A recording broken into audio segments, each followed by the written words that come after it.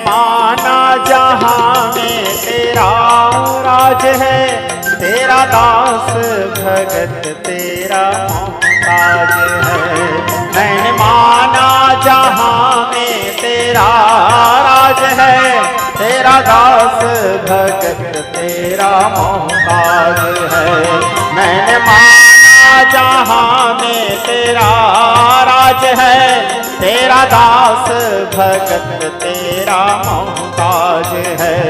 मैंने माना जहाँ में तेरा राज है, तेरा दास भगत तेरा मोहताज है।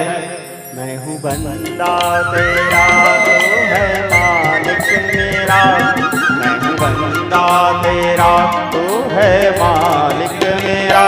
फिर मुझे आज माने से क्या फायदा, फिर मुझे आज माने से क्या फायदा। सबका दाता है वो, सबका मालिक है वो, सबका दाता है वो, सबका मालिक है वो। दर बदर आने जाने से क्या फायदा, दर बदर आने जाने से क्या फायदा, दर बदर आने जाने से क्या फायदा, दर बदर आने जाने से क्या फायदा, दर बदर आने जाने से क्या फायदा, दर बदर आने जाने से क्या फायदा। बोलिए पतित पावन भगवान की। देखो श्रोता समाज, ब्रह्म जो होते हैं, ये शादी होना ना होना ये सब एक तो लीला है भगवान का, क्योंकि हमारे सदग्रंथों में तो ब्रह्म के बारे में बताया गया है, न माता न पिता तस्य न भार्या न सता दया न आत्मा न परश्चापि न देहो न जन्मे वच।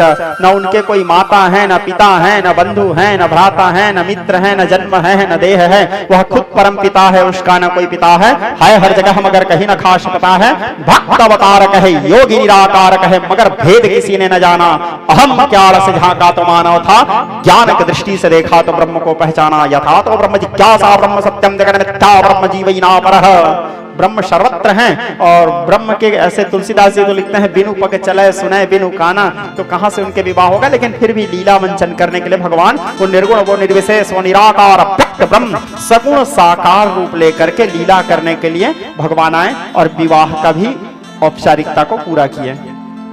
समय पा करके फिर भगवान श्री कृष्ण प्रभु मृत वृंदा से विवाह किए, फिर सत्या से विवाह किए, फिर कालिंदी से विवाह किए, फिर नग्नजीता से विवाह किए, और सत्यभामा जाम्बवती के साथ विवाह किए। ये 8 पटरानी है भगवान के, 8 जो मुख्य पटरानी है भगवान के ये हैं। इसके उपरांत एक भौमासुर नाम करके असुर था, वो 16,100 कन्याओं को अपने जेल खाने में बंदी बना के रखे हुए थे। शादी किसी से नहीं किया था बेटा, सबको ऋषि मुनियों के बेटियों को, बड़े बड़े राजाओं के पुत्रियों को हरण करके ले आता था और जेल में लाके डाल देता था। शादी किसी से नहीं करता था, ना किसी से कोई जोर जबरदस्ती करता था। तो फिर रखता क्यों था वो एक टारगेट लेके चला था, जिस दिन 20,000 हो जाएंगे तब एक साथ शादी करूंगा। कम बड़ा असुर रहा होगा, 20,000 बाई रखने का ख्वाब देखता है। यहाँ एक जने को संभालने में हालत खराब हो जाता है। तो 20,000 तो नहीं हो पाया था, उनका टारगेट 16,100 तक हुए थे। इसी बीच में भगवान भौमासुर धरती माता के पुत्र हैं, भूमि मंगल ग्रह के भाई हैं, और वही धरती माता माता सत्यभामा बनकर के भी आविर्भाव हुई थी श्रीमद् भागवत जी में। तो भौमासुर के ऊपर चढ़ाई किया भगवान, भौमासुर के ऊपर चढ़ाई करने के उपरांत भौमासुर का वध किया भगवान, और सारे कन्याओं को, सारे राजा महाराजाओं को, सबको बंधन मुक्त कराया। सभी कन्याओं को अपने अपने माता पिता के घर वापस भेज दिए। सबके माता पिता अपने अपने कन्याओं को रखने के लिए इनकार किया, बोले तुम तो कोई दूसरा हरण करके ले गया था, इतने दिन तक तुम दूसरे के घर में थे, और आज यदि हम तुमको फिर से रखते हैं तो गलत हो जाएगा। संसार अनेक प्रकार की निंदा करेंगे, अनेक प्रकार के बातें करेंगे। सबके माता पिता अपने अपने पुत्रियों को रखने से इनकार किया। वो सब लोग वापस आ गए कृष्ण जी के पास।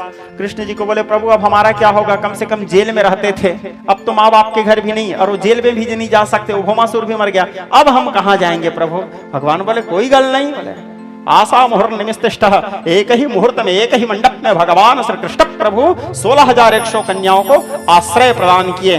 तो पहले तो 8 थे ही, अब हो गए 16,100, तो टोटल कितने हुए 16,108 16,108 ये भगवान के मुख्य पटरानियां हुई।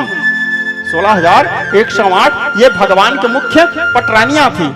विज्ञ स्नेही स्वजन, अब इसी बीच में भगवान आनंद पूर्वक द्वारिका में निवास करने लगे। इनके पुत्र हुए प्रद्युम्न आदि। इसी बीच में भगवान श्री कृष्ण प्रभु के जीवन जन्म का केवल 3 संकल्प था।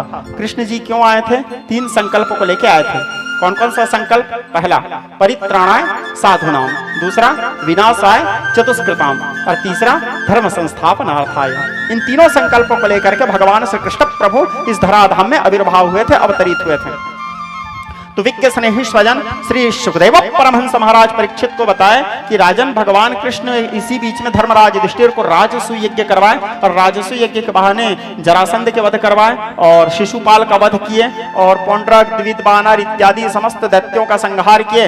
फिर एक दिन भगवान कृष्ण विचार किए मेरा जन्म भूभार हरण के लिए हुआ है, आज भारतवर्ष में इतने पापी लोग हैं, मैं अकेला खोज खोज के कहां कहां मारूंगा। एक काम करता हूं, चलो महाभारत करवा देता हूं, सब लोग आपस में आके लड़के मर जाएंगे, मेरा काम हो जाएगा। भगवान कृष्ण महाभारत की संरचना करवाए और महाभारत के बहाने समस्त नकारात्मक ऊर्जाओं, समस्त दुष्ट राजाओं के विनाश करवाए। धर्म स्वरूप धर्मराज युधिष्ठिर को धर्म के सिंहासन में बिठाए। धर्म के सिंहासन में बिठा करके भगवान से कृष्ण प्रभु धर्म के स्थापना किए। और कृष्ण जी जिस उद्देश्य से जन्म लिए थे उनका सारा उद्देश्य पूर्ण हुआ। अब कृष्ण जी के जाने का समय, क्योंकि जाना तो सबको है श्रोता समाज, आया है सो जाएगा राजा रंक फकीर। इस धरती पर जो भी आए हैं एक दिन सबको जाना है, क्योंकि इसका नाम ही मृत्युलोक है। जो भी आए हैं सबको जाना है। आएगा जब रे बुलावा हरि का, छोड़ के सब कुछ जाना पड़ेगा। आएगा जब रे बुलावा हरि का, छोड़ के सब कुछ जाना पड़ेगा। छोड़ के सब कुछ जाना पड़ेगा, छोड़ के सब कुछ जाना पड़ेगा। आएगा जब रे बुलावा हरि का, छोड़ के सब कुछ जाना पड़ेगा। तो यहाँ जो आए हैं सबको एक अवनीप अनेक हुए, अवनी जिनके डरते सुर सोच सुराही, दानव मानव देव सतावन रावण घाटी रचो जगमाही। आज दिलीप दधीचि कहाँ, हरिश्चंद्र गए किस लोक बताना। राम गए वह रावण भी जिसने अखिलेश्वर से प्रणठाना। कौरव पांडव कृष्ण गए जिन काना बना कछु एक बहाना। अब भी चित्त चेत अचेत, अरे नर जीवन का फिर कौन ठिकाना। मनुष्य जीवन का कोई ठिकाना नहीं है श्रोता समाज, जाना तो सबको है। तो भगवान कृष्ण के भी जाने के समय आया। इसी बीच में श्री सुखदेव परमहंस राजा परीक्षित को बोले राजन मैं तो एक बात तुमको बताना भूल गया था। राजा परीक्षित बोले क्या बात गुरुदेव? तो बोले कृष्णस्य सखा कश्चित ब्राह्मणो ब्रह्मवित्तमः। कृष्ण जी के एक मित्र थे जो ब्राह्मण थे, जो ब्रह्म को जानते थे। बोले कौन? बोले उनका नाम था सुदामा। सुदामा जी कृष्ण जी के बचपना के बाल सखा थे। जब भगवान श्री कृष्ण प्रभु गुरुकुल में अर्थात सांदीपनी गुरु के आश्रम में जब शिक्षा ले रहे थे, उस समय कृष्ण जी और बलराम जी शिक्षा लेते समय यही सुदामा भगवान कृष्ण के साथ मैत्री किए थे। और सांदीपनी गुरु जी के आश्रम में गुरु भाई हैं, एक ही गुरु के दोनों शिष्य हैं। तो इनके बारे में प्रकाश डालते हैं सुखदेव परमहंस बोले सुदामा जी के वृद्धावस्था था। सुदामा जी के पत्नी का नाम था सुशीला। सुदामा जी ब्राह्मण थे, उनकी पत्नी का नाम था सुशीला। सुदामा जी बड़े गरीबी के साथ जीवन यापन करते थे श्रोता समाज। उनके पास खाने के लिए अन्न नहीं, पहनने के लिए वस्त्र नहीं, और एक झोपड़ी जहां रहते थे वो भी 10 जगह से फटा हुआ था। बरसात के समय तो वहां इतना पानी गिरता था कि उसके बैठने उठने के लिए जगह नहीं रहता था। किंतु सुदामा विप्र को थी न तनिक परवाह, शांति और संतोष से करते थे निर्वाह। फिर भी सुदामा जी को कोई दुख नहीं था, क्योंकि सुदामा जी के पास एक धन था। क्या धन था? संतोष रूपी धन था। और जिस व्यक्ति के जीवन में संतोष रूपी धन है ना श्रोता समाज, उसको फिर कोई धन की आवश्यकता नहीं है। ठीक है, सुदामा जी के पास संतोष रूपी धन था। सुदामा जी की जो पत्नी थी अखंड पातिव्रता नारी थी। एक ही धर्म एक व्रत नेमा, काया वचन मन पति पद प्रेमा। मन वचन कर्म से अपने पति के चरणों में प्रेम करती थी। कौन? सुशीला। बड़े सतित्व के पालन करते हुए जीवन यापन करने लगे। सुदामा जी भी भिक्षाटन करते थे। भीख में 4 द्वार दबाने से जो भी मिल जाता था उसी से अपने जीविकोपार्जन करते थे। अपने पत्नी बच्चों का भरण पोषण पालन करते थे। सुदामा जी वैष्णव थे, गले में तुलसी के माला धारण करते थे, कंठी धारण करते थे। गोविंद वल्लभा देवी भक्त चैतन्य कारणी। इस प्रकार सुदामा जी का जीवन था। विज्ञ स्नेही स्वजन सुदामा जी के चौथापन आ गया। ऐसे करते करते वृद्ध हो गए। एक दिन सुदामा जी लेटे हुए थे भोजन करके। भोजन करके एक दिन लेट गए द्विजराज, कहने लगे सुहागिना सुनो नई कहानी यार। भोजन करके एक दिन सुदामा जी लेटे हुए थे और लेटे हुए अवस्था में सुदामा जी के पैर दबा रही थी सुशीला। उसी बीच में सुशीला से सुदामा जी कहते हैं, सुशीला मेरा चौथापन आ गया रे, अब तो मेरे मरने का समय आ गया। मैं एक बात तेरे से छुपा के रखा हूं सुशीला, आज तक किसी से नहीं बताया हूं। अब मैं किसी भी दिन अब मर सकता हूं क्योंकि चौथापन तो आ गया है, और यदि तेरे को उस बात को बिना बताया मर जाऊंगा तो मेरे को जीवन भर मेरे आत्मा को शांति नहीं मिलेगा, क्योंकि मैं अपने पत्नी से उस बात को छिपाया हूं। इसलिए मैं चाहता हूं कि तेरे को उस बात को बता दूं। सुशीला कहती है, बताइए ना स्वामी, क्या है आपके मन में, क्या बात है? तो सुदामा जी कहते हैं, सुशीला श्री कृष्ण चंद्र से चोरी का अपराध लगा है प्रिया मुझे, उन श्राप हरण ने ही मानो दे डाला है श्राप मुझे। सुशीला कृष्ण को जानती हो ना? बोले हाँ जानती हूँ। आप रोज पूजा करते हो उसका? बोले हाँ पूजा करता हूँ, मेरे भगवान हैं। लेकिन एक बात बताऊं सुशीला, भगवान के साथ साथ वो मेरे मित्र भी हैं। सुशीला कहती है, सही में स्वामी? बोले हाँ, वो मैं और कृष्ण दोनों एक ही गुरुकुल में एक ही साथ शिक्षा ले रहे थे, एक ही गुरुकुल में एक ही साथ शिक्षा ले रहे थे, और आज ये जो मैं गरीबी जी रहा हूं ना, इसका कारण भी वही है। सुशीला कहती है, मैं समझी नहीं स्वामी। बोले सुशीला बहुत पुराना बात है, मैं और कृष्ण एक साथ एक गुरुकुल में थे। एक दिन हमारी गुरु माँ के ईंधन, संदीपनी जी के पत्नी के ईंधन के यानी भोजन बनाने के लिए लकड़ी खत्म हो गया था। तो हमारी गुरु माँ बोली, बेटा कृष्ण, बेटा सुदामा, तुम जाओ जंगल से लकड़ी लेकर के आओ। तो मैं और कृष्ण दोनों लकड़ी लेने के लिए जा रहे थे। हमारी गुरु माँ हमसे बहुत प्रेम करते थे, तो गुरु माँ थोड़े से चना और चिवड़ा दी हमको। बोली बेटा रास्ते में भूख लगेगा तो इसको खा लेना। वो चना और चिवड़ा मेरे पास था, और हम लोग जंगल में ईंधन लकड़ी काटते काटते बटोरते बटोरते रात हो गया। अचानक बारिश होने लगा। तो अब हम लोग विचार के रात्रि के समय बारिश हो रहा है, जाना तो संभव नहीं है, तो जंगल में ही रात बिताना पड़ेगा। लेकिन जंगल में कोई जंगली जीव आ करके हमको खा गए तो मैं एक पेड़ के ऊपर में चढ़ गया अपने प्राण बचाने के लिए, और कृष्ण जी एक पेड़ के ऊपर में चढ़ गए। रात भर पानी गिरता रहा। कुछ रात हुआ तो मेरे को भूख लगा। तो मैं सोचा मेरे को भूख लग रहा है, अर्थात मेरे मित्र को भी भूख लग रहा है, तो उतर के चना चिवड़ा कृष्ण को दे के आ जाऊं, थोड़ा मिल के खा लेंगे। फिर मैं सोचा कहीं पेड़ से उतरा कोई हिंसक जीव आकर के अपना भूख मिटा लिया तो, मेरे को खा गया तो। मैं इस डर में उतरा नहीं, और मेरे को तो भूख लग रहा था। थोड़ा थोड़ा खाते वो पूरा चना और चिवड़ा खत्म हो गया। रात बीता, बारिश थमा, सुबह हुआ, सूर्य नारायण प्रकट हुए। फिर कृष्ण पेड़ से उतरे, मैं उतरा। कृष्ण को भूख लग रहा था। कृष्ण ने कहा, मित्र गुरु माँ जो चना और चिवड़ा दी थी वो कहाँ है मित्र? दो ना भूख लगा है। मैंने कहा मित्र उसको तो मैं अकेले खा गया। तो उस समय कृष्ण मेरे को एक बात बोले थे, सुशीला मित्र ये चना और चिवड़ा तुम पर उधार रहा, और उस चना और चिवड़ा को आज तक मैं कर्ज को नहीं चुका पाया। यही कारण है मेरे दरिद्रता का, यही कारण है मेरे गरीबी का। मैं अपने मित्र के साथ द्रोह किया हूँ, मैं अपने भगवान के साथ द्रोह किया हूँ, मैं अपने भगवान के साथ छल किया हूँ। इसी कारण आज मैं ये दर दर ठोकर खा रहा हूँ। यही मेरे गरीबी का कारण है सुशीला। तो सुशीला कहती है, तो एक काम करो ना स्वामी, इस कारण मेरे सम्मति है भरतार द्वारिका को जाओ। धन मत लाना, सुख मत लाना, केवल क्षमा मांग लाओ। एक काम करो स्वामी, आप चले जाओ द्वारिका, जा करके भगवान से माफी मांग के आ जाना। सुशीला कहती है, अरे तेरे को तो जैसे पता चला कृष्ण मेरे मित्र है, तेरे अंदर लालच आ गया रे सुशीला। तो ये सोच के मेरे को जाने बोल रही है ताकि मैं जाके वहां मित्र के यहाँ से कुछ धन आदि लेकर के आऊं। मित्रता होता है जहां प्रेम होता है वहां कभी लेन देन नहीं करना चाहिए श्रोता समाज, क्योंकि लेन देन करने से प्रेम थोड़ा सा कम हो जाता है। मंगबे भले न बाप को जे विधि राखे टेक। तू तो रटन लगा दी द्वारिका जाओ बोल के। सुशीला शिक्षक हो से गरे जग को, अरता को कहाँ तुम देती हो शिक्षा। जे तपते परलोक सिधारत, संपत्ति के दिन को नहीं इच्छा। मेरे लिए हरि के पद पंकज, अपार हजार ले देख परीक्षा। औरन को धन चाहिए बावरे, बामन के धन केवल भिक्षा। धन की आवश्यकता औरों को हो सकती है सुशीला, ब्राह्मण का धन तो भिक्षा है। शिक्षा दे करके भिक्षा प्राप्त करना, उसी से अपने जीविकोपार्जन करना, ये हमारा धर्म है। लालच नहीं होना चाहिए सुशीला, मैं नहीं जाऊंगा। सुशीला कहती है स्वामी को दो सवाजुरतो भरी पेट है स्वामी, हमारे लिए नहीं, इन छोटे छोटे बच्चों को देखो स्वामी, यदि कोदो और सवा मिल जाता तो हम उसी को भी खा करके जीवन यापन कर लेते। स्वामी हमारे भाग्य में अनाज तो छोड़ो, कोदो सवा भी नहीं है, हम लोग तो भूखे सो जाते हैं स्वामी। ये छोटे छोटे बच्चे भूखे पेट सोते हैं, भूख के कारण जब ये लोग तड़पते हैं तो मैं इनके पेट में कच्चा कपड़ा बांध देती हूँ स्वामी, ये लोग तड़पते तड़पते सो जाते हैं, इनके कारण चले जाओ स्वामी।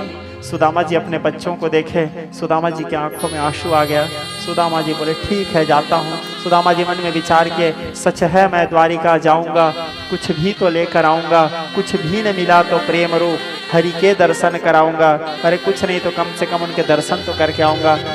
सुदामा जी कहे लेकिन सुशीला जब हम कहीं जाएं, मित्र के घर जाएं तो कुछ ना कुछ लेके जाते हैं, मेरे पास तो लेके जाने के लिए भी कुछ नहीं है, इतने गरीब थे, मेरे पास तो लेके जाने के लिए भी कुछ नहीं है सुशीला।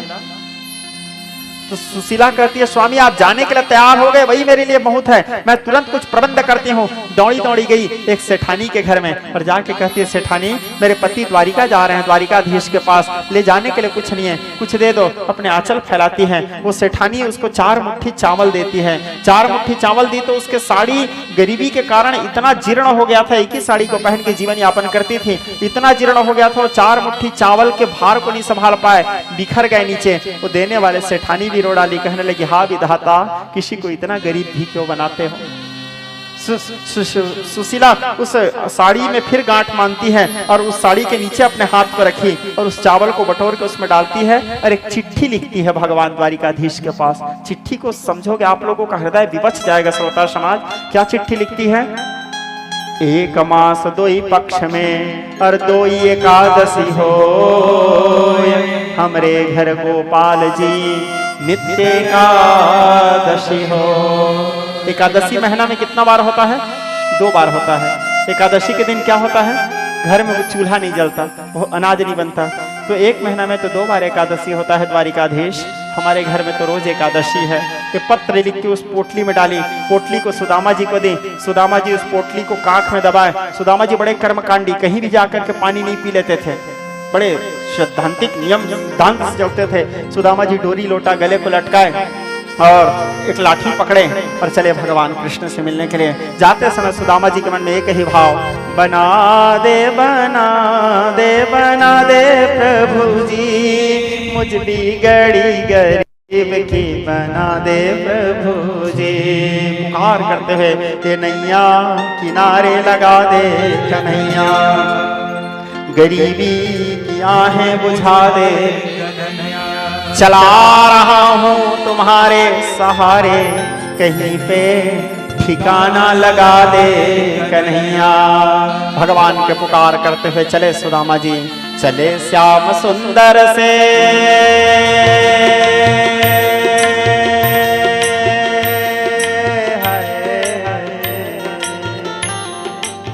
सभी लोग मीठी मीठी तालियों की सेवा करते हुए चले श्याम सुंदर से मिलने सुदामा, चले श्याम सुंदर से मिलने सुदामा, गाते चले मन में हरे कृष्ण रामा। चले श्याम सुंदर से मिलने सुदामा, गाते चले मन में हरे हाँ, चले श्याम सुंदर से मिलने सुदामा, गाते चले मन में हरे कृष्ण रामा। चले श्याम सुंदर से मिलने सुदामा, गाते चले मन में हरे कृष्ण रामा। हरि बोल।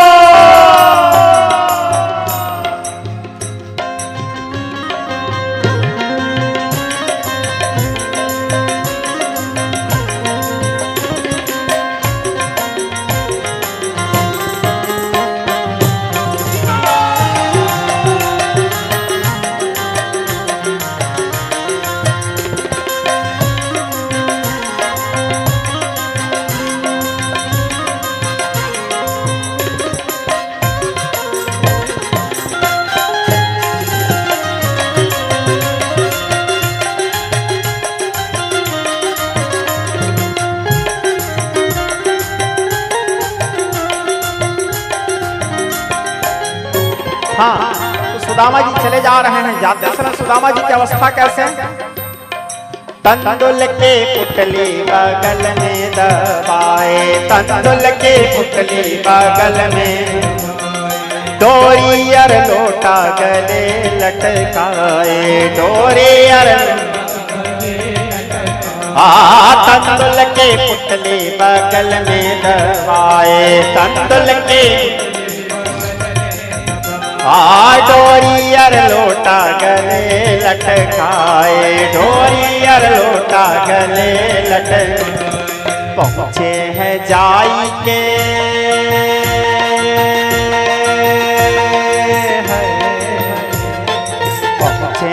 जाई के द्वारिका धामा, चले श्याम सुंदर से मिलने सुदामा, चले श्याम सुंदर से मिलने सुदामा। हरि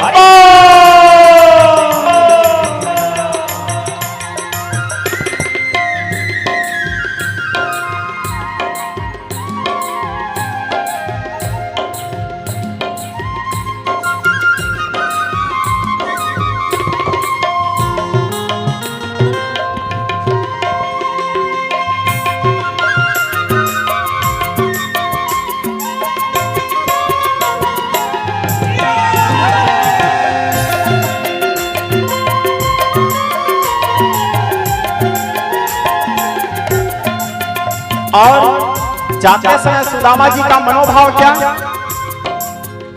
क्या गाते जा रहे हैं? गाते चले मन में हरे कृष्ण रामा। क्या गाते जा रहे हैं सुदामा जी? गोविंद गाले गोपाल गाले, गोविंद गाले गोविंद गाले गोपाल गाले, गोविंद गाले। जीवन के नैया किनारे लगा ले, जीवन के नैया, हाँ जीवन के नैया किनारे लगा ले, जीवन के नैया किनारे लगा ले, किनारे लगा ले। गोविंद गाले गोपाल गाले, गोविंद गाले गोविंद गाले गोपाल गाले, गोविंद गाले गोपाल गोविंद गाले गोपाल गाले, गोविंद गाले गोपाल गाले, गोविंद गाले गोपाल गाले, गोविंद गाले गोपाल गाले। ए विधि सोचत द्विजवर वीरा, एहि विधि सोचत द्विजवर वीरा, पहुँचे जाय धेनुमति तीरा। इस प्रकार सोचते सोचते सुदामा जी धेनुमति अर्थात गंगा नदी, गोमती नदी के किनारे पहुँचे। और किनारे पहुँचने के बाद गोमती नदी में बाढ़ आया हुआ था। अब बाढ़ आया हुआ था तो सुदामा जी विचार किया, अभी सुदामापुरी पोरबंदर से द्वारिकापुरी के बीच में गोमती नदी है। अब उस पार जाने के लिए तो सुदामा जी को नाव चाहिए, क्योंकि बाढ़ को पार करना है। या तो बाढ़ रुकने के बाद जाएंगे। सुदामा जी ठहर गए, ठीक है बाढ़ रुकने के बाद जाऊंगा। उसी समय भगवान एक केवट बन करके नाव लेके पहुंच गए। क्यों? क्योंकि भगवान की घोषणा है, तू मेरे मार्ग में पैर रख के तो देख, तेरे लिए हर मार्ग न खोल दो तो कहना। भगवान आ गए और भगवान आने के बाद सुदामा जी केवट के रूप में एक पगड़ी बांधे हुए थे। और भगवान बोले चलो भैया पंडित जी आपको मैं पार कर दूंगा। सुदामा बोले नहीं नहीं पार नहीं जाऊंगा मैं। बोले क्यों? बोले बस ऐसे ही। बोले द्वारिका जाना है क्या जी? बोले हाँ जाना तो है, तो चलो ना पार कर देता हूँ। बोले नहीं नहीं मैं हो जाऊंगा बाद में, बाढ़ रुकने के बाद। बोले क्यों नहीं जाना चाहते? बोले देखो भैया आप लोग मेरे को बिठा के ले जाओगे तो मेरे को आपको कुछ ना कुछ देना पड़ेगा, उतराई मजदूरी। बोले हाँ देना पड़ेगा, मेरे पास देने के लिए कुछ नहीं है। सुदामा जी तो गरीब थे, मेरे पास देने के लिए कुछ नहीं है, इसीलिए बाढ़ रुकने के बाद मैं चले जाऊंगा, नदी सूखने के बाद। बोले कब बाढ़ रुकेगा, कब नदी सूखेगा, कब जाओगे? चलो पार कर देता हूँ। बोले नहीं जाऊंगा भैया, मेरे पास देने के लिए कुछ नहीं है। तो भगवान थोड़े से विनोद करने लगे। भगवान बोले अरे कुछ तो होगा पंडित जी। बोले कुछ नहीं है। अरे कुछ तो होगा। कुछ नहीं है जी। अरे कुछ तो होगा। सुदामा जी कंझा गए। सुदामा जी बोले हाँ भूख मरी है, गरीबी है, दरिद्रता है। भगवान की आंख में आंसू बह गया। भगवान अपने पीताम्बर उठाए। भगवान बोले एक काम करो पंडित जी, आप अपने वह दरिद्रता मुझे दे दो, वही मेरा मजदूरी है। कितने उदार है वो परमात्मा। सुदामा जी के द्वारिका जाने से पहले सुदामा जी के दरिद्रता को ही ले लिए भगवान। यहाँ पे भगवान का एक और नाम पड़ा, दारिद्र भंजन, जो दरिद्रता को दूर करे। भगवान के एक पावन नाम है दारिद्र भंजन। तो भगवान सुदामा जी को बिठाए, उस पार ले गए। उस पार लेने के बाद अब सुदामा जी पहुंचे, यहाँ वहां ढूंढते ढूंढते भगवान के द्वार में पहुंचे। और द्वार में पहुंचने के बाद भगवान के द्वारपालों से कहे, कृष्ण मित्र मम नाम सुदामा, मेरा नाम सुदामा, मैं कृष्ण का मित्र हूँ, जा करके उनको संदेश दे दो। तो द्वारपाल, कई लोग बोलते हैं कि वो द्वार में पहुंचे तो द्वारपाल लोग सुदामा जी को भगा दिए थे। ऐसा नहीं हुआ है, भागवत जी में ऐसा नहीं लिखा है। बोले भगवान के द्वारपाल इतने मूर्ख नहीं हो सकते कि द्वार में आए हुए ब्राह्मण को भगा दें। अरे भगवान, आपके द्वार में यदि कोई ब्राह्मण चले जाएंगे भिक्षा लेने के लिए तो आप उसको नहीं भगाओगे जी, उसको भी बिठाओगे, कुछ ना कुछ दोगे, कुछ नहीं दोगे तो कम से कम हाथ जोड़ के बोलोगे कि पंडित जी मेरे पास कुछ नहीं है, और उनको एक गिलास पानी पिला के भी भेजोगे, लेकिन धुतकार के तो नहीं भगाओगे। जब एक साधारण मनुष्य अपने द्वार में आए हुए ब्राह्मण को नहीं भगा सकते तो वो तो भगवान के द्वारपाल थे, वो कैसे भगाते? भगाए नहीं थे। उनको आदर से बिठाए और आदर से बिठाने के उपरांत उनको जलपान करवाए, जल पिलाए और कहने लगे कि पंडित जी आप यहाँ बैठिए, हम आपके आने की सूचना भगवान को देके आते हैं। इस प्रकार कहा कि भगवान को सूचना देने के लिए द्वारपाल लोग पहुंचे और द्वारपाल लोग जाके भगवान से कहने लगे, प्रभु शीस पगान झगातन में प्रभु जान को आय बसो के ही ग्रामा, धोती फटे से लटे दुपटे और पायों पान की नहीं सामा, द्वार खड़ा एक दरबार ब्राह्मण रयो चकिसो वसुधा धिराम, द्वार खड़ा एक दुर्बल ब्राह्मण रयो चकिसो वसुधा धिराम, पूछत दीन दयाल को धाम बतावत आपनो नाम सुदामा, पूछत दीन दयाल को धाम बतावत आपनो नाम सुदामा। जैसे भगवान से कृष्ण प्रभु सुदामा नाम सुने, सुदामा नाम सुनते ही भगवान व्याकुल हो गए। भगवान दौड़ पड़े। दौड़ते समय भगवान जल्दी जल्दी में पदत्राण चप्पल तक नहीं पहने, अपने पट पीतांबर तक नहीं पकड़े। माता सत्यभामा, माता रुक्मिणी, माता जाम्बवती विचार करने लगे, बोले ऐसे कौन आ गया द्वार में, कौन इतना इंपॉर्टेंट पर्सन आ गया जिसको द्वार तक लेने के लिए स्वयं भगवान दौड़े जा रहे हैं। कौतूहल भरे यह दृश्य सब रोक रहे, सुध बुध खोके कृष्ण दौड़े कहाँ जाते हैं। कौतूहल भरी यह दृश्य सब देख रहे, सुध बुध खोके कृष्ण दौड़े कहाँ जाते हैं। उड़ के चले हैं पीछे मुड़ के न देखे लीला, देखने वाले तो कुछ समझ न पाते हैं। गिरते हैं पड़ते हैं फिर उठ चलते हैं, द्वारपालों कभी दासियों से टकराते हैं। कौन ये महत्वपूर्ण आ गया है द्वार पे की अगवानी करे भगवान आते हैं। कौन इतना महत्वपूर्ण आ गया जिसको द्वार तक लेने के लिए स्वयं भगवान जा रहे हैं, कभी गिर रहे हैं दौड़ते दौड़ते, कभी दासियों से टकरा रहे हैं। ऐसे अवस्था के साथ भगवान निकले। दीनों के बंधु करुणा के सिंधु, लेकर नैनों में जल बिंदु, सारे नातों से बढ़कर एक प्रेम का नाता निभाने चले हैं। दीनों के बंधु करुणा के सिंधु, लेकर नैनों में जल बिंदु, सारे नातों से बढ़कर एक नेह का नाता निभाने चले हैं। भ्रमण करे जो फूलों के रथ पे, चल कर वे पथरीले पथ पे, नंगे पाँव जो आया मित्र, तो नंगे पाँव लेवाने चले हैं, नंगे पाँव लेवाने चले हैं। दर्शन किया भिलासा होके, जगत हसाई सब व्याकुल होके, आस के टुकड़े सुदामा संजो के, अश्रु में जीवन बहाने चले हैं। प्रेम परीक्षा की घड़ी आई, मित्र के नाम की हो न हसाए, मित्र परायण कृष्ण कन्हाई, रूठा मित्र मनाने चले हैं, रूठा मित्र मनाने चले हैं।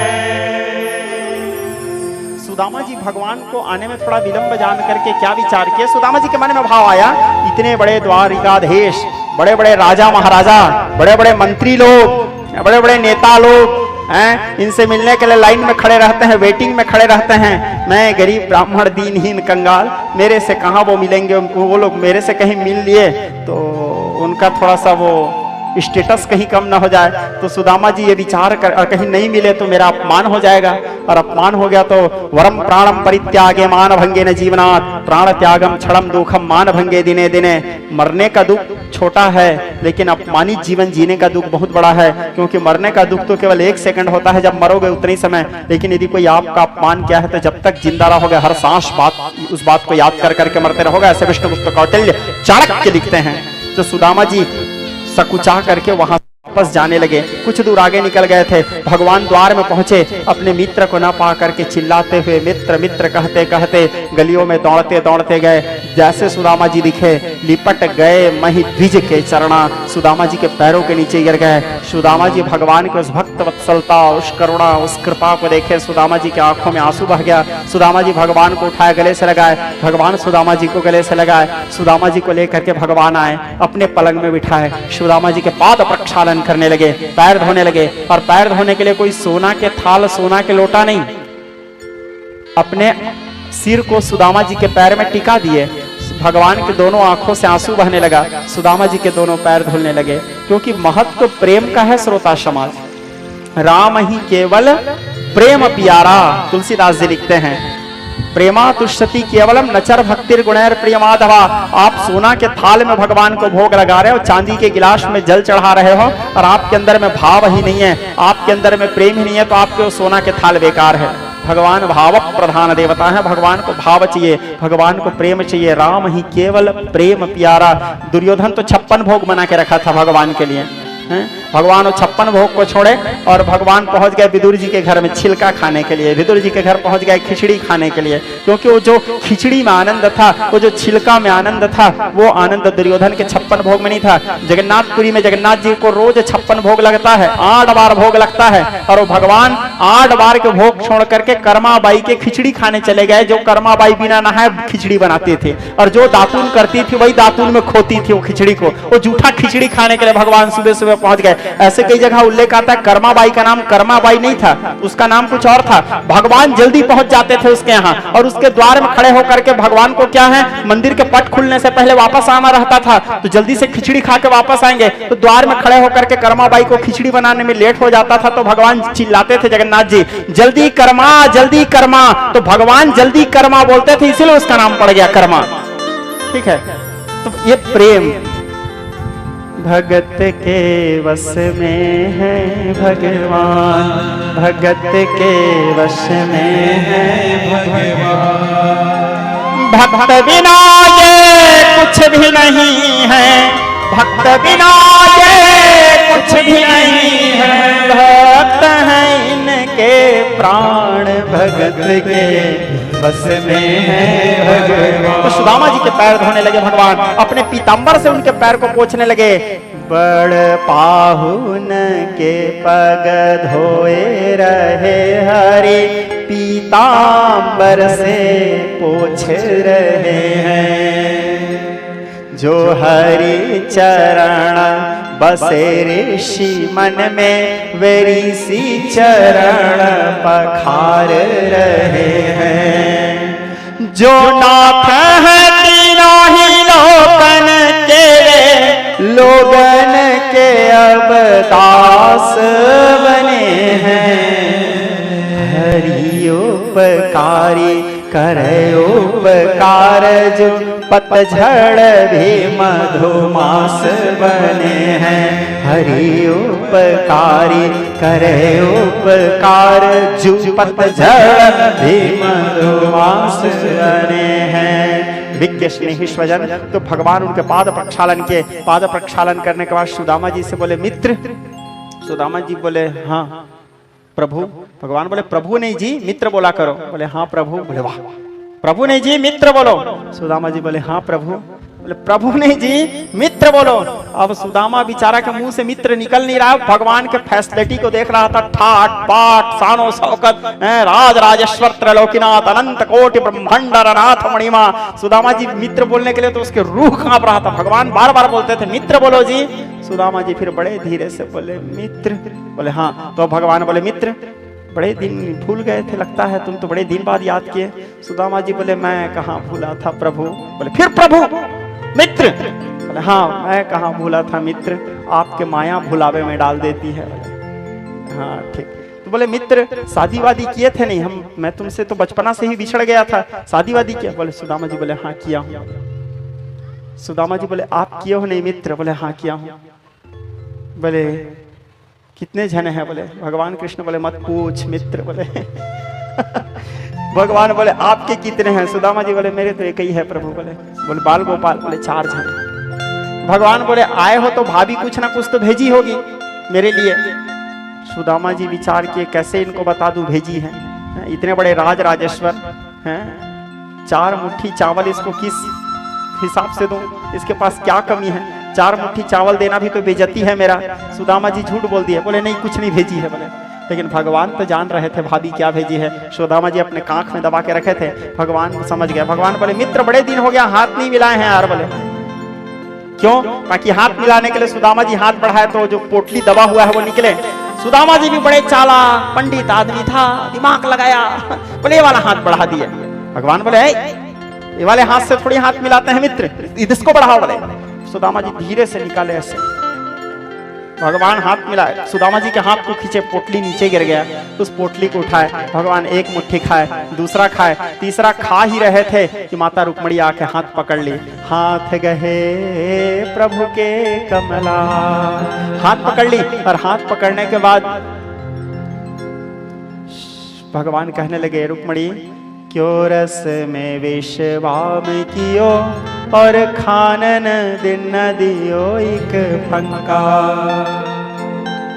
लोग कहे हरि मित्र दुखे, मुझसे नहीं जाय सहे ये कलंका। मैं खा रहा था, क्यों रोक दिए रुक्मणी? संसार कृष्ण के मित्र को दुखी समझेंगे तो संसार में मेरा निंदा होगा। भगवान कृष्ण के बातों को सुन के माता रुक्मणी कहती है प्रभु 2 मुट्ठी खा के पंडित जी को 2 लोग तो दे दिए, तीसरा मुट्ठी खाओगे तीसरा लोग दे दोगे तो कहाँ निज वास के आस विचारी, हम कहाँ रहेंगे प्रभु।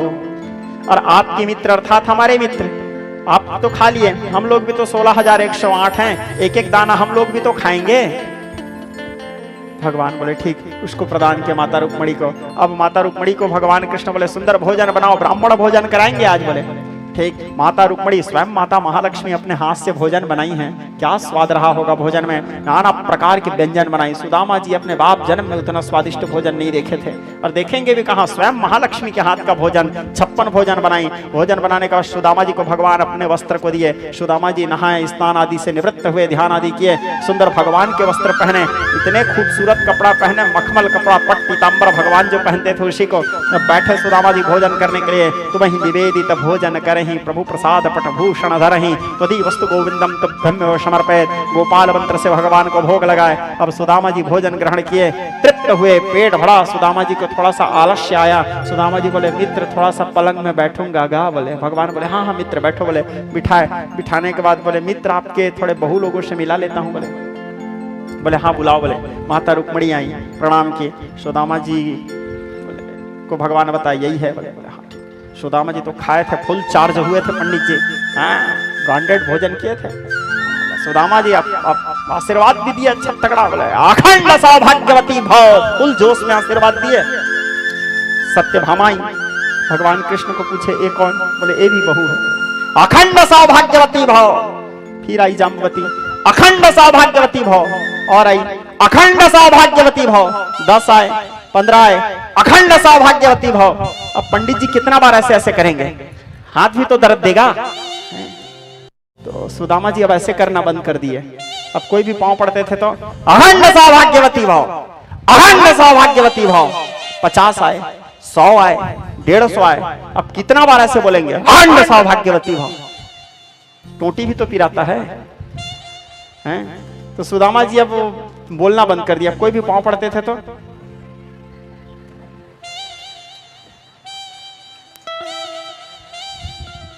200 आए, 250 आए। अब कितना बार सुदामा जी ऐसे ऐसे करेंगे। आप ऐसे ऐसे करो ना, आपका भी तो दर्द देगा। सुदामा जी का भी दर्द दिया। सुदामा जी बोले तो बड़ा मुश्किल है। कृष्ण को बुलाया, बोले मित्र ये कितने जने और आने वाले हैं। बोले 16,108 मित्र। सुदामा जी बेहोश हो गए। कृष्ण जी उसके मुंह में पानी छीटे, बोले उठाए, बोले क्या हुआ मित्र। बोले मित्र हाँ, इतने जने को तो आशीर्वाद देते देते मैं मर जाऊंगा मित्र, मेरी डोकरी का क्या होगा वहां है। एक काम करो मित्र, तुम बस पांव पड़ लो मेरा, इन सबको रहने दो, तुम बस प्रणाम करो, मैं तुमको आयुष्मान भव बोल दूंगा। तुमको आयुष्मान भव बोला मतलब ये लोग ऑलरेडी सौभाग्यवती हो गए। ठीक है, पत्नी को या सौभाग्यवती भव बोलो या पति को आयुष्मान भव बोलो, मतलब वही है। तो मैं तुमको आयुष्मान भव बोल दूंगा, एक साथ सब सौभाग्यवती हो जाएंगे। इन लोगों को रहने दो। सब लोगों को भगवान बोले रुक जाओ जी, हाथ जोड़ लो। बोले हाथ जोड़े, भगवान प्रणाम किया, आशीर्वाद दिए। आशीर्वाद देने के बाद कुछ दिन विश्राम किए सुदामा जी। सुदामा जी अब कृष्ण जी को बोले मित्र, बोले अब जाता क्या। बोले तुम्हारे भाभी रास्ता देख रही होगी। भगवान बोले हाँ मित्र। अब सुदामा जी जाने के लिए तैयार हुए। जैसे जाने के लिए तैयार हुए तो कृष्ण जी बोले मित्र। बोले हाँ, मेरे वाले कपड़ा को पहने हो उसको उतार दो ना। बोले तुम्हारे फटा वाला को पहनो। बोले सुदामा जी बोले ठीक है। भगवान के कपड़ा को उतारे, अपने वही फटा पुराना धोती को पहने। माता रुक्मिणी को बुरा लगा, कृष्ण जी को बुलाई। बुलाने के बाद बोली प्रभु आपकी एक जोड़ी कपड़ा को पहन के आपके मित्र चला जाता तो आपका कोई नुकसान हो जाता क्या। उसके पास, आपके पास क्या कमी है जो उसके कपड़ा तक को उतरवा लिया आप। भगवान कृष्ण बोले बात मेरे कमी का नहीं है रुक्मिणी, मैं नहीं चाहता। भगवान कृष्ण के शब्दों को देखो। भगवान कृष्ण बोले मैं नहीं चाहता आने वाले समय में भारतवर्ष की इतिहास ये बोले कि सुदामा कृष्ण के पास एक जोड़ी कपड़ा लेने आया था। आने वाले इतिहास में ये लिखा जाना चाहिए सुदामा कृष्ण से मांगने नहीं अपितु 4 मुट्ठी चावल देने आया था, लेने नहीं देने आया था। यदि ये कपड़ा पहन के चला जाएगा तो संसार सुदामा को कहेंगे कृष्ण के पास लेने गया था। लेने कहाँ, देने आया था। पंडित जी आशीर्वाद दे के गए हैं। सुदामा जी चले, जाते समय कुछ दूर निकले। भगवान कृष्ण के तो अवतार योगेश्वर अवतार है। भगवान योग माया से कहे योग माया जा करके द्वारिकापुरी सुदामापुरी के निर्माण करो। द्वारिका में प्रत्येक चीज 16,108 है। एक ऐसे सुदामापुरी बनाओ जहां हर चीज 16,109 रहना चाहिए। मेरे मित्र मेरे से एक आगे। योग माया जाकर के अपने माया का विस्तार की देवी हे सामय नित्या मम माया द्रत्यया सुदामापुरी बनाए। वहां पर सुदामा की पत्नी राज रानी बन के निवास करने लगी। उसके पुत्र लोग राजकुमार जैसे जीने लगे। कई ठाट बाट फैसलटे श्री विश्वकर्मार में दानव नूतन महल सजाने लगे हैं। बाग सरोवर फलोद्यान कि सब यथा स्थान सजाने लगे हैं। अनेक प्रकार के सौंदर्य में नगरी बसाए और उस नगरी में राज रानी बन करके आले किनारीदार सारी बॉर्डर वाला सोना सोना लदी हो गई थी। लंबा चौड़ा घूंघट काट के पैसा आने के बाद आपे आप आदमी का थोड़ा सुंदरता भी बढ़ जाता है। ठीक है, तो अब ठीक है, तो सुशीला वहां रहने लगी। अब सुदामा जी आए। सुदामा जी आने के बाद सुदामा जी विचार किए, बोले हैं ये कौन सा गांव आ गया मैं, ये तो मेरा सुदामापुरी, मेरे तरिया तो वही है जो मेरे गांव का तरिया था। तरिया किनारे मेरा झोपड़ी था, वो झोपड़ी कहाँ गया, यहाँ तो कई बड़ा महल बन गया। सुदामा जी बोले शायद मैं कोई दूसरा गांव आ गया हूँगा। सुदामा जी वहां से वापस जाने लगे। सुशीला अपने सेवकों से बोले, सेवकों जो कृष्ण कृपा से मिले थे सेवक, बोले जाओ पंडित को लेके आओ। सुदामा जी को लेके आए। सुदामा जी आने के बाद सुशीला सामने खड़े हुई। सुशीला लंबा चौड़ा घूंघट काट के रखी थी और पूरा चेहरा ढक गया था उसका ऐसा। अब सुशीला सुदामा जी से कही कि पंडित जी, थोड़े से विनोद करने लगी। बोले पंडित जी, बोले हाँ, आपको पंचांग देखना आता है क्या? बोले सुदामा जी बोले हाँ, ज्योतिष में पीएचडी किए हैं। बोले हाँ ठीक। तो बोले मेरे पति द्वारिकापुरी गए हैं, इस बार इस दिन इतना समय गए हैं, तो थोड़ा ज्योतिष देख के बताओ ना मेरे पति कब आने वाले हैं। तो पंचांग देखी, मेष वृष कर्क मिथुन मिछा तुला सिंह। सुदामा जी के पंचांग बोल रहा है ज्योतिष के अनुसार इसके पति इसके सामने खड़ा है। सुदामा जी अगल बगल देखा, वहां तो और कोई नहीं खड़े थे। सुदामा जी बोले अब मैं तो इसके पति हो नहीं सकता, मेरी पंडिताइन तो गरीबी है बेचारी, ये तो कई पैसा वाली है। तू रहने वाली महलों की मैं तस्वीर गुर्बत का है, तो गरीबी है, ये तो इतना पैसा वाली, सोना सोना नहीं हो सकती। फिर सुदामा जी के ज्योतिष भी झूठ नहीं बोल सकता, सुदामा जी ज्योतिष में स्पेशलिस्ट थे। फिर मिला है मेष वृष कर्क मिथुन तिला अश्वनी भरणी कृतिका मृगशिरा। सुदामा जी का ज्योतिष फिर बोलता है इसके पति इसके सामने है। और सुदामा जी का एक विशेषता है कि वो झूठ भी नहीं बोलते थे। सुदामा जी बोले अब सत्य तो बोलना पड़ेगा, लेकिन कहीं बोलूंगा तो इतने बड़ी रानी है, कहीं मेरे को मरवा उरवा देगी तो सुदामा जी बोले एक शर्त मैं बताऊंगा महारानी। बोले हाँ बताओ। पीछे में मेरे जितना दरवाजा है सबको खोलवा दो, और जितने सैनिक लगे हैं पीछे सबको पहले हटवाओ। ऐसे क्यों बोले? ताकि सुदामा जी बोले तुम्हारे पति तुम्हारे सामने है, देख गदबद भागे बेचारा वहां से, क्योंकि इतनी बड़ी रानी है, उसको मैं बोल दूंगा मैं तेरे पति हूं तो ये तो मेरे को मरवा देगी। तो भागने के पहले तैयारी की सुदामा जी। ठीक है, अब पूरा तैयारी करवाए। तैयारी करवाने का सुदामा जी बोले तेरे पति तेरे सामने हैं। ऐसे बोल के सुदामा जी भागे। भागने के बाद सुशीला हंसती है मुस्कुराती है, वो तो घूंघट काट के रखी थी। अब वो सैनिकों को बोले सैनिकों जाओ पंडित को पकड़ के लाओ। सैनिक लोगों को फिर सैनिक लोग गए, फिर सुदामा जी को पकड़ के लाए। सुदामा जी बेचारा बोलने लगे, बोले भैया मैं ऐसे कुछ नहीं बोला, मेरे को मत मारो, बचाओ बचाओ बचाओ कहने लगे। सुदामा जी को लाए। सुदामा जी को लाने के बाद जो सुशीला थी जो लंबा चौड़ा घूंघट काटी थी, अपने घूंघट को उठाई। जैसे घूंघट को उठाई सुदामा उसके मुंह को देखे। सुदामा जी थोड़ी देर के लिए तो आश्चर्य में पड़ गए। सुदामा बोले आए, अरे करेजा तू इतना पैसा कहाँ ले पाए ले लू हो है, इसकी फेयर एंड लवली लिपस्टिक कहाँ ले पाए ले लू है। सुदामा जी थोड़े से आवेश में आए। सुदामा जी कहने लगे सुशीला तू जरूर कोई गलत काम करके इतना धन संचय की है। सुशीला कहती है ना स्वामी मैं कोई गलत काम नहीं की हूँ, द्वारिकाधीश की कृपा है, वही हमको ये धन प्रदान किए हैं। सुदामा जी विचार किए लेकिन ये धन मेरे भक्ति में बाधक है, क्योंकि ज्यादा पैसा होने के बाद व्यक्ति भगवान से दूर हो जाता है। ये धन मेरे भक्ति में बाधक है, ये ऐसा धन किस काम का जिस धन में मैं अपने प्रभु के करीब न रहूं। उठाए खंजर सुदामा आत्महत्या करने के लिए। उसी समय भगवान श्रीमन नारायण के झांकी प्रकट हो गए। भगवान नारायण जी सुदामा के हाथ पकड़ लिए, बोले मित्र मित्र क्या कर रहे हो, ये मैं तुमको थोड़ी दिया हूं मित्र। तो बोले ये तो मैं भाभी को दिया हूं। बोले तुमको मैं दे ही क्या सकता हूं मित्र, तुम तो मेरे को दे के आए हो 4 मुट्ठी चावल। ये मेरे भाभी मेरे पास एक क्वेश्चन की थी मित्र, ये उसका उत्तर दिया हूं मैं। ये भाभी और देवर का रिश्ता है, आप बीच में क्यों आत्महत्या कर रहे हो। बोले क्या प्रश्न की थी। बोले भाभी मेरे पास पत्र लिख के भेजी थी मित्र, 1 मास 2 पक्ष में 2 एकादशी होए, हमरे घर गोपाल जी नित्य एकादशी होए। भाभी लिखी थी, मेरे घर तो रोज एकादशी है। मैं भाभी को लेटर का जवाब दिया हूं, भाभी 1 मास 2 पक्ष में 2 द्वादशी होए।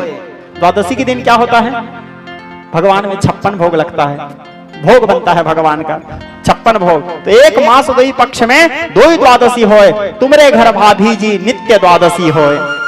तुम्हारे घर रोज द्वादशी, रोज 56 भोग बनेगा। ये मैं भाभी को अपने भतीजाओं को दिया हूं मित्र। सुदामा जी से भगवान इस प्रकार कहा कि अंतर्ध्यान हुए। सुदामा जी अपने वो सारे राजपाट ऐश्वर्य को छोड़ दिए और सुदामा जी उसी घास फूस के कुटिया में जाकर के एक माला पकड़ करके भगवान नाम जाप करते हुए जीवन व्यतीत करने लगे और भगवान की भक्ति करते हुए मोक्ष के अधिकारी हुए। श्री सुखदेव परमहंस राजा परीक्षित से कहते हैं, सुदामा जी के इस पावन चरित्र को जो भाव पूर्वक श्रद्धा के साथ श्रवण करते हैं, नारायण जी उसके दरिद्रता दूर कर देते हैं, उसके जीवन में चिर लक्ष्मी प्रदान करते हैं। इस प्रकार सुदामा जी के चरित्र श्री सुखदेव जी राजा परीक्षित को सुनाए। अब भगवान के जाने की कथा। स्नेही स्वजन, द्वारिकापुरी में अनेक प्रकार के उत्पात होने लगे। भगवान कृष्ण द्वारिका वासियों से कहे चलो रे दान धर्म करेंगे। सबको लेके चले गए भगवान दान धर्म करने के लिए। कहां? प्रभास क्षेत्र, वहां जाकर के दान धर्म करने लगे। इसी बीच में अचानक कृष्ण के परिवार वाले मैरे रस यानी मदिरा का पान कर लिया। मदांध हो गए पी करके और सब लोग एक दूसरे को वहां पर बांस को उखाड़ उखाड़ के मारने लगे। कृष्ण के पूरे परिवार नष्ट हो गए। दुर्वासा जी का श्राप था, ब्राह्मण का श्राप झूठा नहीं हो सकता। श्रोता समाज, कृष्ण के पूरे परिवार मर गए। सांब की गलती के कारण मिला था सबको श्राप, सब मर गए। केवल कृष्ण और बलराम बचे थे। बलराम जी समझ गए कृष्ण के जाने का तैयारी आ गया है। कृष्ण जी बलराम जी नाभि पर्यंत जल में जाकर के अपने श्वास को ब्रह्मरंध्र में चढ़ाए और बलराम जी के उसी समय नाक से, कान से, नाभि से हजार हजार सर्प निकल करके आकाश मार्ग लगे और बलराम जी परम धाम गमन किए। बोलिए बलराम भगवान की। उसके बाद भगवान श्री कृष्ण प्रभु यहाँ उद्धव को 24 गुरुओं की कथा बताया, भक्ति ज्ञान वैराग्य की कथा बताया और उद्धव को भागवत धर्म का उपदेश किए। उद्धव को कहे जाओ उद्धव, आज से 7 दिन में द्वारिकापुरी समुद्र में डूब जाएगा, सबको लेकर के तुम वहां से चले जाओ। इस प्रकार उद्धव को अपने चरण पादुका दिए। उद्धव भगवान के चरण पादुका को लेकर के कृष्ण से विदा होकर के चले गए। उसके बाद एक जारा राम करके बहलिया आए, भगवान कृष्ण के चरणों में बाण का संघान किए। बाण के संघान करने के बाद भगवान कृष्ण उस समय स्याली लता में सोए हुए थे। ये जारा नाम करके बहलिया पूर्व जन्म के बाली था, भगवान उसको बाण मारे थे बाली को। तो बाली की पत्नी तारा भगवान को श्राप दी थी राम जी को, पीपल तरु पर बैठ के ध्यान धरेंगे जाए, तब ही बाली व्याध हुई तब पद मारही आए। आज आप मेरे पति को मारे हो, यही आपको मारेंगे, हिसाब बराबर। आज वही बाली जारा सबर बने, भगवान के चरणों में बाण का प्रहार किए। भगवान के शरीर से वहां दिव्य ज्योति निकला। देखो आप लोगों को मैं एक बात बताता हूं श्रोता समाज, ध्यान से सुनना। हमारे जगन्नाथ जी को लेकर के कई लोगों के मन में एक प्रश्न आता है, एक भाव आता है। कई लोग ऐसे बोलते हैं जगन्नाथ जी के बारे में कि भगवान कृष्ण को जलाए, कृष्ण जी को जलाने के बाद कृष्ण जी के दिल नहीं जला, कृष्ण जी के हार्ट नहीं जला, उसको समुद्र में डाल दिए। तो समुद्र में जाने के बाद फिर उसी जगन्नाथ जी के जो मूर्ति जगन्नाथपुरी में है, तो वहां जगन्नाथ जी के ब्रह्म परिवर्तन करते हैं, तो वही कृष्ण जी के दिल है जो जगन्नाथ जी के अंदर डालते हैं, ऐसे बोलते हैं। ऐसा नहीं है, ऐसा बोलना भी नहीं चाहिए। भगवान के शरीर को कौन जला सकता है श्रोता समाज? कृष्ण जी के शरीर को जलाया नहीं गया था। भागवत महापुराण में एकादश स्कंद में ऐसे कथा आते ही नहीं है कि कृष्ण के शरीर को जलाया गया है।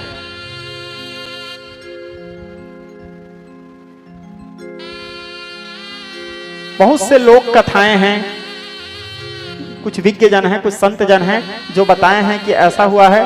तो अब हुआ होगा तो जगन्नाथ जी जाने और जगन्नाथ जी के जो भक्त जन बताए हैं वो जाने। हाँ, लेकिन बहुत से ऐसे कथाएं भी आता है जो बताते हैं, लेकिन भागवत में वो गलत है, ये सही है, ये सब बोलना मेरा काम नहीं है। मति अनुसार राम गुण गाओ, सब लोग अपने अपने मति के अनुसार भगवान के गुण गाते हैं, सब लोग अपने जगह में भगवान के भक्त हैं, भगवान के उपासक हैं। लेकिन भागवत में ऐसा नहीं लिखा है। भागवत में कहीं पे कि कृष्ण जी को जलाए तो कृष्ण जी का दिल नहीं जला, तो कृष्ण कहां से दिल नहीं जलेगा जी? दिल तो होते ही है जलने के लिए।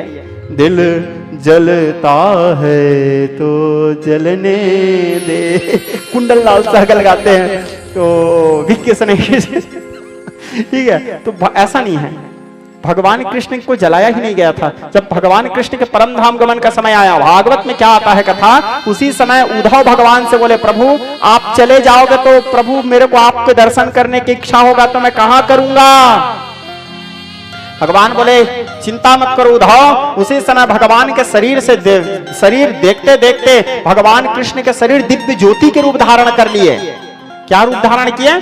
ज्योति रूप, ज्योतिर्मय स्वरूप धारण किए और आकाश मार्ग में 7 बार परिक्रमा किए और 7 बार परिक्रमा करने के बाद दिव्य लोक प्रस्थान किए। और दिव्य लोक प्रस्थान करते हुए रास्ते में जितने भी मिलते थे, जो लोक मिलते थे, भूलोक, गुहलोक, महलोक, जनहलोक, तपालोक, सत्यलोक, जो लोक मिलते थे, सब लोक में भगवान कृष्ण की उस दिव्य ज्योति का स्वागत सत्कार होता था। सब लोग जय जयकार करते थे, सब लोग प्रणाम करते थे, बोले भगवान अपने लीला मंचन करके वापस आ रहे हैं अपने दिव्य गोलोक। सब लोग जय जयकार करते हुए उनके स्वागत करते हुए भगवान गोलोक प्रस्थान किए और वही लोक से दिव्य ज्योति आया और आकर के श्रीमद् भागवत महापुराण में प्रविष्ट हो गया।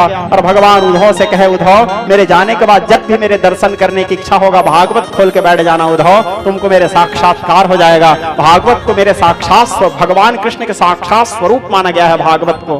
तो भगवान कृष्ण की ज्योति कहां गए? गोलोक। समुद्र में डाले वाला तो मुद्दा ही था नहीं वहां। हाँ, लकड़ी बहते हुए आया है। जगन्नाथ जी के जो उत्पत्ति की कथा है, ये लकड़ी बहते आने वाला कथा ये सत्य है। एक लकड़ी बहते हुए आया समुद्र में और वो महानदी के तट पर पहुंच गए, क्योंकि कांटिलो यानी ब्रह्मगिरी पर्वत नयागढ़ के पास है। ब्रह्मगिरी पर्वत जो नयागढ़ के पास है, जिसको कांटिलो के वन बोलते हैं, वहां ब्रह्मगिरी पर्वत में भगवान नीलमाधव विराजमान थे। तो वहां पर समुद्र और ये हमारे जो महानदी है चित्रोत्पला गंगा, ये दोनों का संगम है। तो समुद्र से होकर के उस महानदी में आए बहते बहते लकड़ी, तो उसको बसु सबर नाम, जारा सबर के बेटा बसु सबर उस लकड़ी को ला करके उस नीलमाधव पर्वत में रख करके भगवान नीलमाधव के पूजा करने लगे, भगवान नारायण के पूजा करने लगे। और समय पा करके फिर उसी दारू स्वरूप को ले जा करके जगन्नाथ जी के स्वरूप में परिणित के, जगन्नाथ जी के रूप में वह लकड़ी को जगन्नाथ जी बना करके वहां विराजमान किए। लेकिन अब यहाँ प्रश्न ये उठता है कि वो लकड़ी कहाँ से बहते आ रहा था, वो लकड़ी क्या था? तो इसका उत्तर कोई नहीं जानते। वो लकड़ी आया कहां से? वो लकड़ी को ले जा करके मंदिर के अंदर में रखा गया, ब्रह्मगिरी पर्वत में रखा गया और ब्रह्मगिरी पर्वत से उसको राजा के द्वारा श्री मंदिर लिया गया। श्री मंदिर में उस मूर्ति को, लकड़ी को 13 दिन तक पट मत खोलना बोले थे, लेकिन बीच में खोल दिए और खोलने के बाद मूर्ति पूरा नहीं बना था, दारू स्वरूप में बना था। ऐसे कथाएं आती हैं। अब तो कहां से जगन्नाथ जी का वो लकड़ी आया? कौन वो मूर्ति बनाने वाला मूर्तिकार था? कौन था? कौन जगन्नाथ जी हैं? कैसे जगन्नाथ जी आए? कहां से आए? जगन्नाथ जी के बारे में जानना इतना सरल नहीं है श्रोता समाज कि जगन्नाथ जी कौन है। इतना बस समझ जाओ, जगन्नाथ सब हैं। जगन्नाथ कौन है? तो जगन्नाथ सब हैं। वो महादेव भी हैं, वो माँ कहो, महादेव कहो या महाप्रभु कहो, मतलब एक ही है, जगन्नाथ। जगन्नाथ जी कभी गणेश जी बन जाते हैं, जिस समय पवित्र देव स्नान यात्रा होता है। जगन्नाथ जी कभी रघुवर वेश में राम जी बन जाते हैं, बांकचुलिया वेश में कृष्ण जी बन जाते हैं। जगन्नाथ सब है। कभी आदिशक्ति महाकाली बन जाती है, उग्रतारा शूलपाणी सुभद्रा भुवनेश्वरी नड़ाद्रौ तो जगन्नाथ हो साक्षात दक्षिण कालिका। जगन्नाथ जी के बारे में जान पाना संभव नहीं है। जगन्नाथ जी के बारे में केवल वही जान सकता है, पुस्तक पढ़ करके, शास्त्र पढ़ करके जगन्नाथ जी के बारे में जानना संभव नहीं है। जगन्नाथ जी के बारे में केवल वही जान सकता है कि जगन्नाथ कौन है, कैसे हैं, कहां से आए, क्या हुआ, केवल जिसको जगन्नाथ जी खुद बताए। ए बोले इधर आ रे बेटा, मैं बताता हूं मैं कौन हूं। जिसको जगन्नाथ जी खुद बताते हैं। ऐसे तुलसीदास जी लिखते हैं, जे जानहि तेहि देहि जनाई, जानत तुम्हारी तुम्हारी होई जाई। उसको केवल वही जान सकता है जिसको वो खुद बताते हैं। और जगन्नाथ जी कौन है, इसके बारे में तो पूर्ण रूप से जगन्नाथ जी भी नहीं जानते कि वो कौन है। क्योंकि पूर्ण रूप से यदि जगन्नाथ जी अपने बारे में जान गए तो यानी तो जगन्नाथ जी को पूर्ण रूप से जान गए, यानी जगन्नाथ जी का अंत पता चल गया। और जगन्नाथ जी के अंत पता चल गया तो फिर वो अनंत कैसे? जगन्नाथ जी तो अनंत हैं, तो पूर्ण रूप से तो उसको कोई नहीं, भगवान खुद अपने बारे में पूर्ण रूप से नहीं जानते। जगन्नाथ जी अनंत हैं, अनादि हैं, अखंड हैं, अछेद हैं, अवेद हैं, रूप हैं, स्पर्श हैं, वाच्य हैं। सब लोग अपने अपने मति के अनुसार जगन्नाथ जी के बारे में बोलने का प्रयास करते हैं। और मेरे में इतना सामर्थ्य नहीं कि मैं जगन्नाथ जी के बारे में कुछ बोल पाऊं। बस इतना है, उसको देख करके एक बार हाथ उठा करके बस पुकार कर सकता हूं, अनंत कोटि ब्रह्मांड नाथ मणिमा। उससे ज्यादा जगन्नाथ जी के बारे में मेरे को कुछ नहीं आता। बस इतना है, प्राण हमारा यहाँ बसत है, प्राण हमारा यहाँ बसत है। ठीक है, अब अंदर में प्राण है कि नहीं ये नहीं पता, लेकिन ये लगता है प्राण तो यही है। ठीक है, ये है तो चल रहा है। और जगन्नाथ जी सब कुछ हैं श्रोता समाज। बस। जय जगन्नाथ। क्या बोलूं और जगन्नाथ जी के बारे में, ठीक है। करते रहो जगन्नाथ जी की सेवा, आप जगन्नाथ जी सब ज्ञान देते रहेंगे, उसके बारे में धीरे धीरे सब चीज जानते रहोगे जब वो कृपा करते रहेंगे तो, ठीक है। अपने दिमाग मत लगाओ, अपने दिमाग लगाओगे तो नहीं जान पाओगे उसको। ज्ञान के द्वारा नहीं जाना जा सकता, बुद्धि के द्वारा नहीं जाना जा सकता, तर्क के द्वारा नहीं जाना जा सकता। जगन्नाथ जी भाव प्रधान देवता हैं, भाव से भजते रहो, आप समझ आते रहेंगे भगवान, वो खुद समझाएंगे, फिर वो खुद गुरु बन जाएंगे, ठीक है। और फिर जिसको वो पढ़ाए उसको फिर कौन पढ़ाए, जिसको फिर वो खुद शिक्षा दे रहे हैं तो फिर मूकम करोति वाचालम पंगुम लंघयते गिरिम। तो भगवान कृष्ण जी दिव्य परम धाम गमन किए। भगवान कृष्ण के परम धाम गमन करते ही कलयुग का आगमन हुआ, और कलयुग के आने के बाद फिर कलयुग के धर्म को तो आप लोग जानते हो अनेक प्रकार के होने लगे। तो इस प्रकार श्री सुखदेव परमहंस राजा परीक्षित को भागवत की कथा सुनाए। श्री सुखदेव जी राजा परीक्षित से कहे कि राजन, मैं जब तक यहाँ रहूंगा तब तक तक्षक नाग यहाँ नहीं आएगा। तुमको श्राप मिला है कि तक्षक नाग काटेगा, और ब्राह्मण का श्राप झूठा भी नहीं हो सकता। अब मेरे जाने का समय आ गया राजन। इस प्रकार कहा करके सुखदेव परमहंस उठे, और सुखदेव परमहंस उठ के राजा परीक्षित को आशीर्वाद प्रदान किए। महाराज परीक्षित मानसिक पूजा किए सुखदेव परमहंस का। सुखदेव जी वहां से चले, और सुखदेव जी के जाने के बाद तक्षक नाग आए, महाराज परीक्षित के पंच भौतिक शरीर को डसे। परीक्षित के पंच भौतिक शरीर नष्ट हुए, परीक्षित के शरीर से दिव्य ज्योति निकला, गोलोक प्रस्थान किए। इस प्रकार सुखदेव परीक्षित संवाद को श्री सूत जी महाराज शौनक आदि ऋषियों को निमिषारण्य तीर्थ में सुनाए। भागवत की कथा यदा सेव्या सदा सेव्या श्रीमदी भागवती कथा। भागवत की कथा जो है सदा सर्वदा सभी काल में शुभ सुख और शांति प्रदान करने वाली कथा है, ऐसे भागवत की कथा बताया गया। अब भागवत के बाद गीता जी के महिमा भी वर्णन करते हैं। गीता क्या है? गीता जो है सकल शास्त्र की स्वामिनी, गीता को सकल शास्त्रों की स्वामिनी माना जाता है। सभी शास्त्रों की हरिमुख की वाणी, स्वयं भगवान कृष्ण के मुख से निकला हुआ वाणी है गीता। धर्म भूमि कुरुक्षेत्र में अर्जुन जब विषाद में पड़ गए थे तो अर्जुन को ज्ञान देने के लिए भगवान गीता का उद्घोष किए। पार्थ, परिवर्तन संसार का नियम है, आज जो तुम्हारा है वो कल किसी और का था, आने वाले समय में किसी और का रहेगा। कर्म करो पार्थ, कर्मण्यवाधिकारस्ते मा फलेषु कदाचन।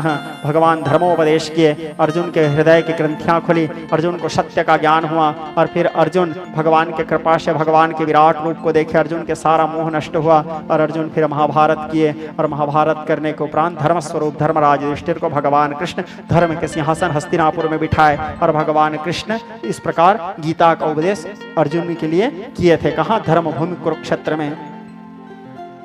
स्नेही स्वजनों, इस प्रकार भागवत की कथा मैंने आप लोगों को सुनाने का अल्प प्रयास किया।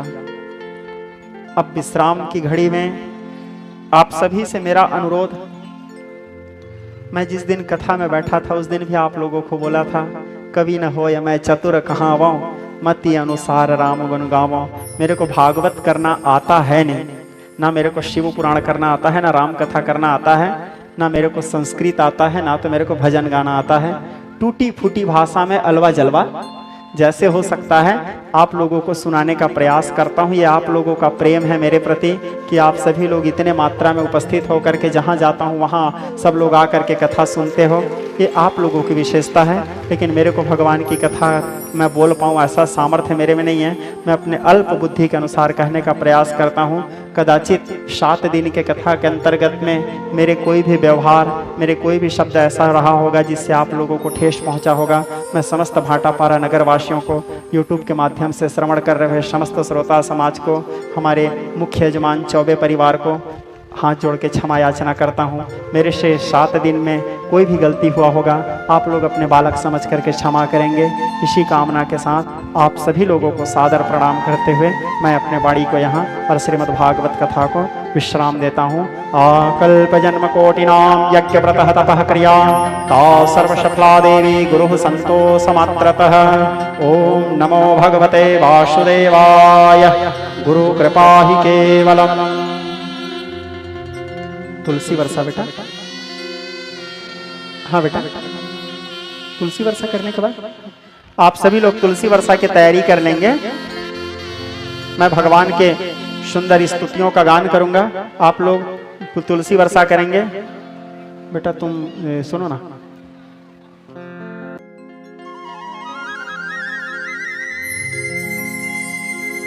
बोलिए श्रीमद्भागवत महापुराण के जय। मंगल मूलम भक्तनुकूलम प्रणतपाल भगवंता। जय मंगल मूलम भक्तनुकूलम प्रणतपाल भगवंता। जय भवदुःखहरणं शुभशुभकरणं हार्दचित्रश्रीकन्ता। जय भवदुःखहरणं शुभशुभकरणं हार्दचित्रश्रीकन्ता। युगनेत्र कमल युगचरण कमल युगहस्त कमल कमनीयम्। युगनेत्र कमल युगचरण कमल युगहस्त कमल कमनीयम्। हे कमल कुंज हे सगुण पुंज हे मदन मान दमनीयम्। जय मंगल मूलम भक्तनुकूलम प्रणतपाल भगवंता। जय भवदुःखहरणं शुभशुभकरणं हार्दचित्रश्रीकन्ता। दशमौलिका परदं धर्म सुवर्धन रंजन सुर नर मुनि के। दशमौलिका परदन धर्म सुवर्धन रंजन सुर नर मुनि के। गुण दिन तन आवे आनंद पावे भक्ति सुखी रति सुनि के। जय मंगल मूलम भक्तनुकूलम प्रणतपाल भगवंता। जय भवदुःखहरणं शुभशुभकरणं हार्दचित्रश्रीकन्ता। वैराग्य सदा शिव स्वतंत्र क्षमाधर धीर मदन ये गावे। वैराग्य सदा शिव स्वतंत्र क्षमाधर धीर मदन ये गावे। अविरल वरण पर वर्णि न पावे महिमानाथ तुम्हारे। जय मंगल मूलम भक्तनुकूलम प्रणतपाल भगवंता। जय भवदुःखहरणं शुभशुभकरणं हार्दचित्रश्रीकन्ता। हे देव तुम्हारे सब नामों में कालिया नाम अति प्यारा। हे देव तुम्हारे सब नामों में कालिया नाम अति प्यारा। यो राज मनावे जग तुम्हें ध्यावे ऐसे नाम के पारा। जय मंगल मूलम भक्तनुकूलम प्रणतपाल भगवंता। जय भवदुःखहरणं शुभशुभकरणं हार्दचित्रश्रीकन्ता। जय मंगल मूलम भक्तनुकूलम प्रणतपाल भगवंता। जय भवदुःखहरणं शुभशुभकरणं हार्दचित्रश्रीकन्ता।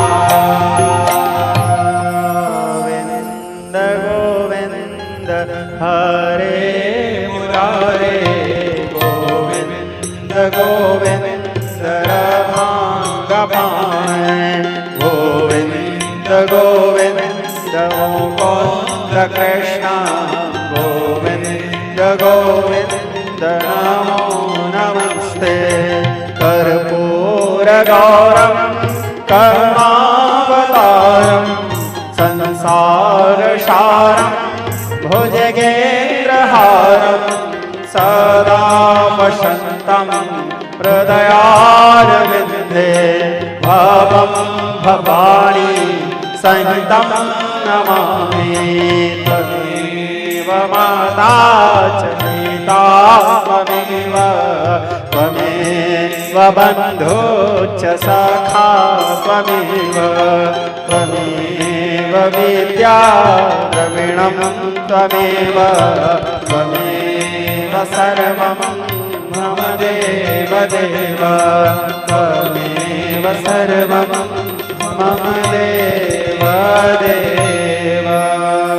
ओम पूर्णमदः पूर्णमिदं पूर्णात् पूर्णमुदच्यते पूर्णस्य पूर्णमादाय पूर्णमेवावशिष्यते। हरि ओम तस्सत्। ओम शांतिः शांतिः सुशान्तिर्भवतु। जय जय श्री जगन्नाथ, जय जय श्री जगन्नाथ, जय जय श्री जगन्नाथ स्वामी। बोलिए श्रीमद्भागवत महापुराण के, वेदव्यास जी महाराज के, श्री सुखदेव परमहंस के, गौ माता के, भारत माता के, सत्य सनातन वैदिक धर्म के, भगवती मंगला के, भगवान सदाशिव के, छत्तीसगढ़ महतारे के। जय जय श्री राम, जय जगन्नाथ। आप सभी लोग अपने अपने स्थान में बैठ जाएंगे शांति व्यवस्था के साथ। आप सभी लोग अपने अपने स्थान में बैठ जाएंगे। कृपया कोई खड़े ना रहें।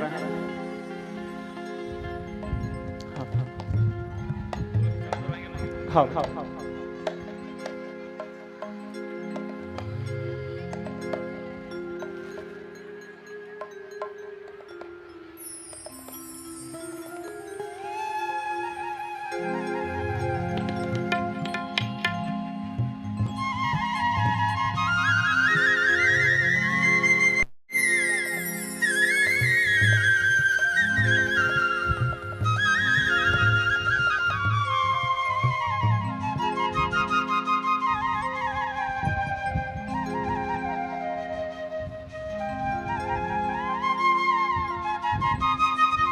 स्नेही स्वजन, कथा के अंतिम चरण में 2 मिनट आप सभी लोग सुंदर तालियों की सेवा करते हुए बड़े भाव से भगवान के भजन करें। ये आखिरी भजन आपके गांव में, आपके नगर में आयोजित कथा के आप सभी लोग सुंदर तालियों की सेवा करते हुए बड़े भाव से मेरे साथ साथ भजन करेंगे। इस भजन के उपरांत आज की कथा यहाँ विश्राम दिए जाएंगे। बोलिए पतित पावन भगवान के। सीताराम ले ले मोर भैया, जय के बेरा सीताराम ले ले, राधे श्याम ले ले मोर भैया, जय के बेरा सीताराम ले ले।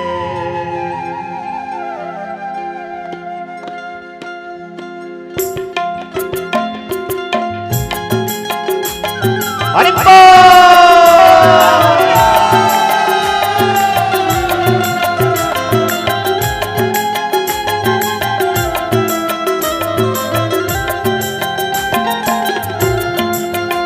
सीताराम ले ले मोर भैया, जाय के बेरा सीताराम ले ले, सीताराम ले ले मोर भैया, जाय के बेरा सीताराम ले ले, सीताराम ले ले मोर भैया, जाय के बेरा सीताराम ले ले, सीताराम ले ले मोर भैया, जाय के बेरा सीताराम ले ले, सीताराम ले ले हो सीताराम ले ले, सीताराम ले ले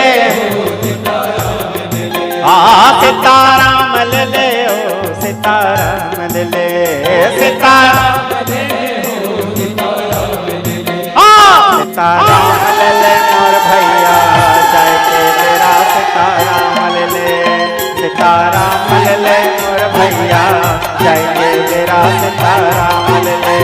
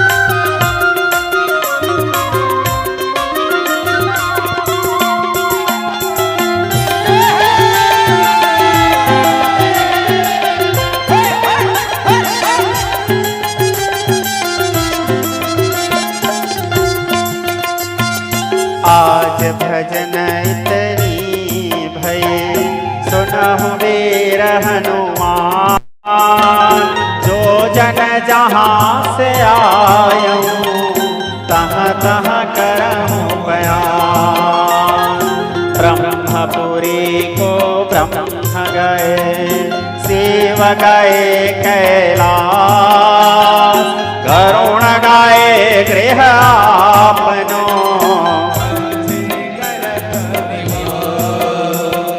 जय जय सीताराम के, जय लक्ष्मण बलवान,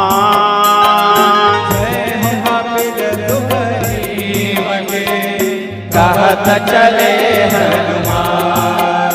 सीताराम ले ले हो, सीताराम ले ले हो, सीताराम ले ले हो, सीताराम ले ले। हाँ राधे श्याम ले ले हो, राधे श्याम ले ले, राधे श्याम ले ले हो, राधे श्याम ले ले। हाँ सीताराम ले ले मोर भैया, जय के तेरा सीताराम ले ले, सीताराम ले ले मोर भैया, जय के तेरा सीताराम ले ले, सीताराम ले ले मोर भैया, जय के मेरा सीताराम ले ले, सीताराम ले ले मोर भैया, जय के मेरा सीताराम ले ले।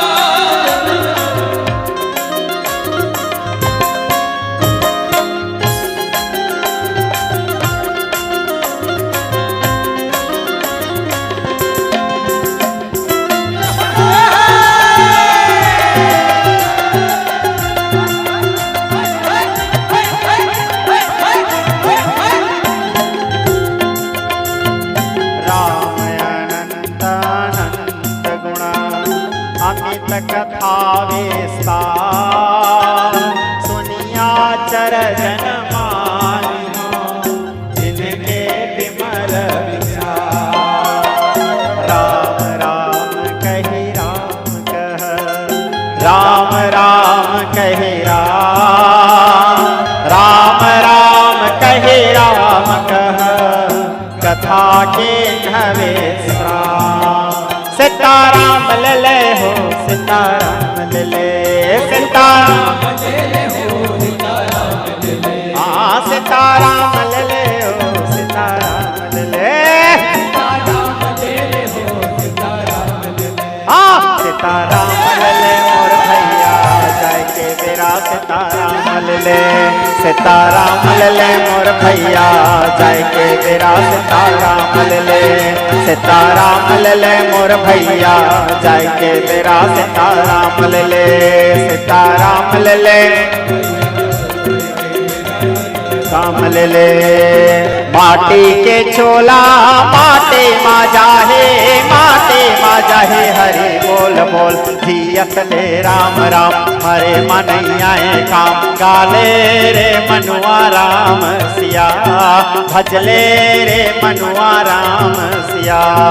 माटी के चोला माटे मा जाहे, माटे मा जाहे, हरि बोल बोल जियत ले राम राम, हरे मन आए काम गाले रे मनुआ राम सिया, भजले रे। सभी लोग दोनों हाथ उठा के तालियां के सेवा करते हुए हरि बोल, भजले रे मनुआ राम सिया।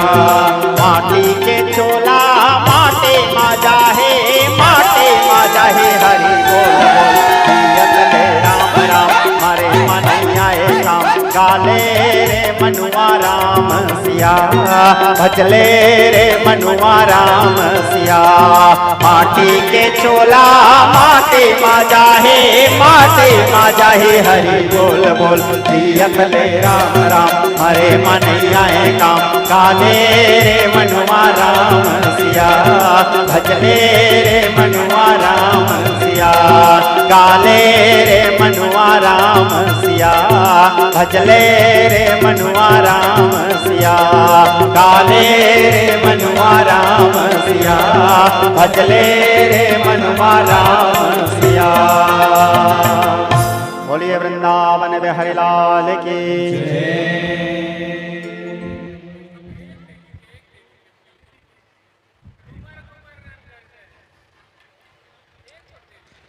घुमरा घुमरा रन गर जय,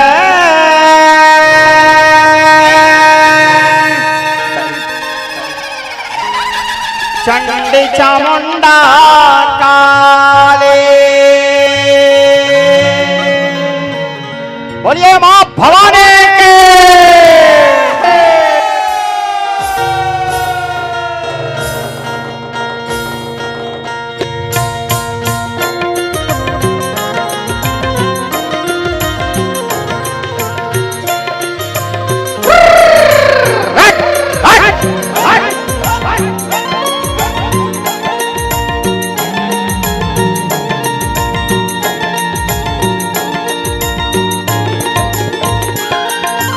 घुमरा घुमरा रन गर जय, चंडी चामुंडा काले।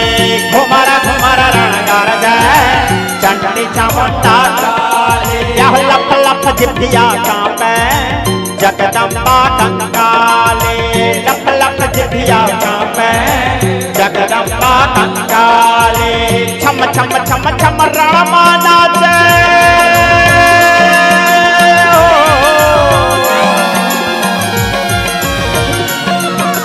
छम छम छम छम रमा नाचे। आदि शक्ति महारानी कहीं न दाए काले। घुमरा घुमरा रन गर जय, चंडी चामुंडा काले। यह लप लप जिभिया कांपे, जगदम्बा कंकाले। भवानी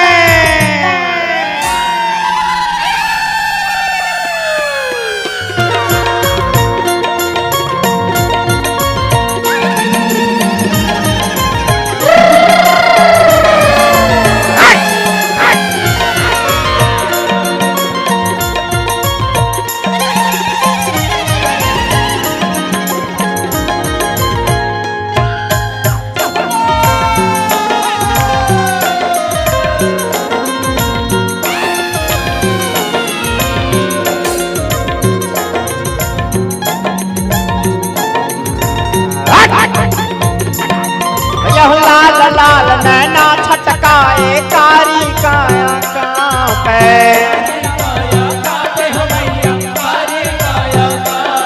यह लाल लाल नैना छटकाए, कारी काया कांपे।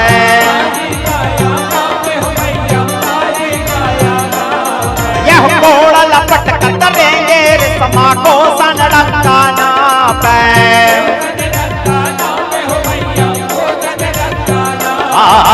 कोड़ लपट कतरेंगे रेशमा को सनडंका नापे।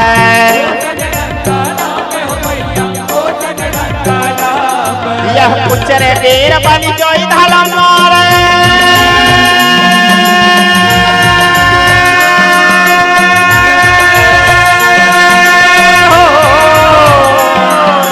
कुचरे वीर बनी जोई धला मारे। खाना खप्पर वाले खलक नहीं दाए काले। घुमरा घुमरा रन गर जय, चंडी चामुंडा काले। यह लप लप जिभिया कांपे, जगदम्बा कंकाले।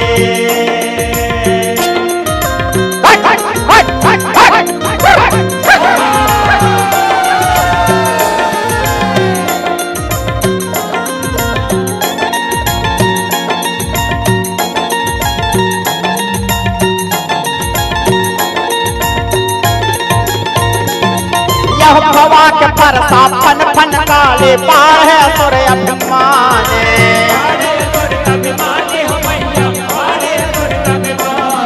यह भवा के परसा फन फन काले। पार है सुर अभिमाने।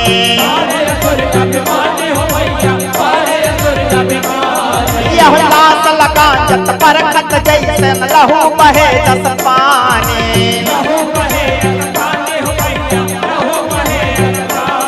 यह जस पाए।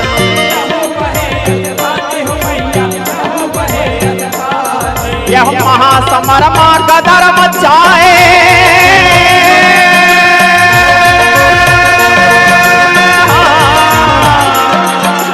महासमरमा गदर मचाए, जगतारण प्रतिपाले, कलक कहीं लगाए काले।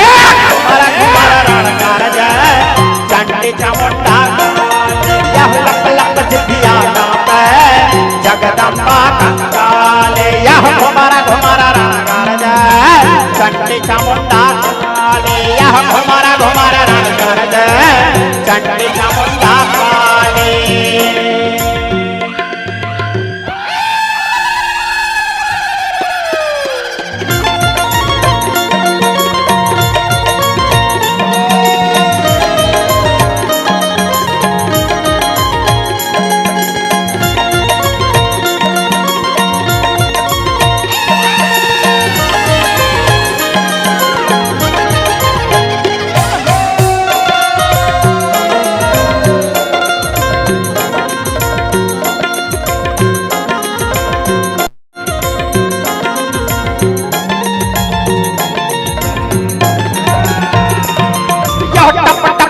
धर खावन लागे असुरन ला महाकाले। हाँ हाँ हाँ टप टप धर धर खावन लागे असुरन ला महाकाले।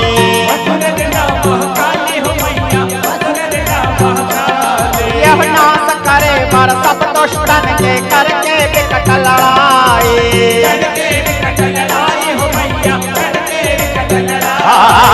नाश करे बर सब दुष्टन के करके विकट लड़ाई।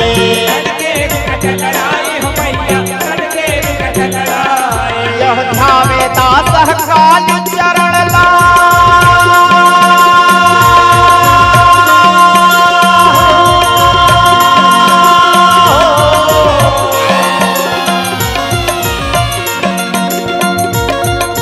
ध्यावे दास काली चरण ला। जुग बंदो माता काली चरण जुग हो, पग बंदो माता काली चरण जुग हो।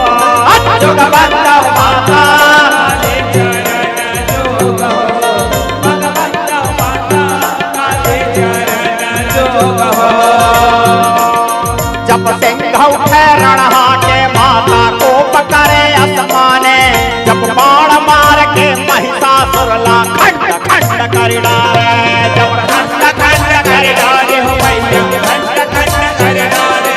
जब बाण मार के महिषासुर ला खंड खंड कर डाले। जब सिंह उठे रणहाटे माता को पकड़े आसमाने, जब बाण मार के महिषासुर ला खंड खंड कर डाले। जब खंड खंड कर डाले हो भैया, खंड खंड कर डाले।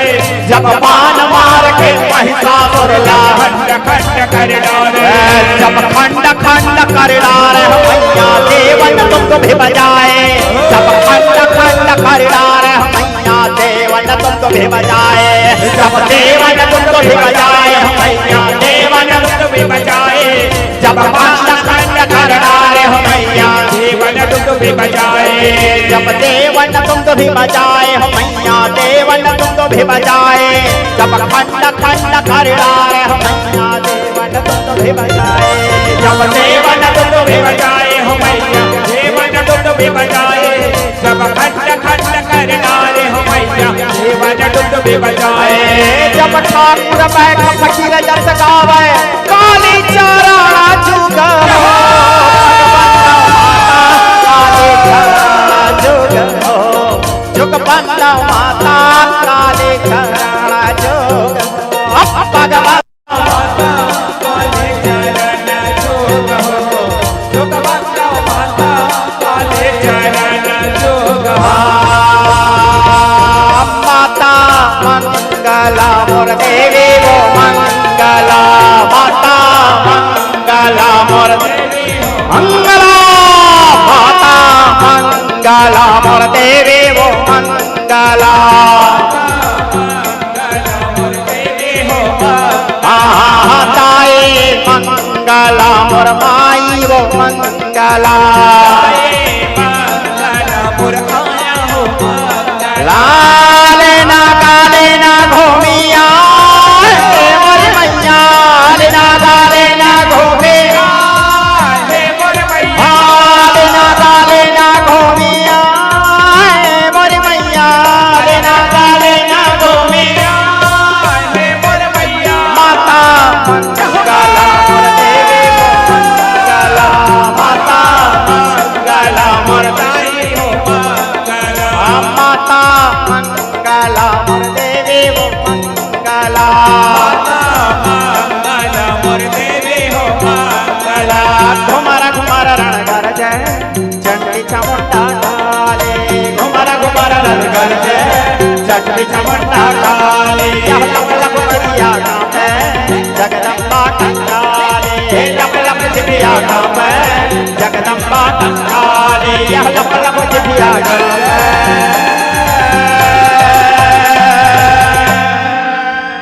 जगदम्बा कंकाली बोलिए माँ भवानी के जय भवानी।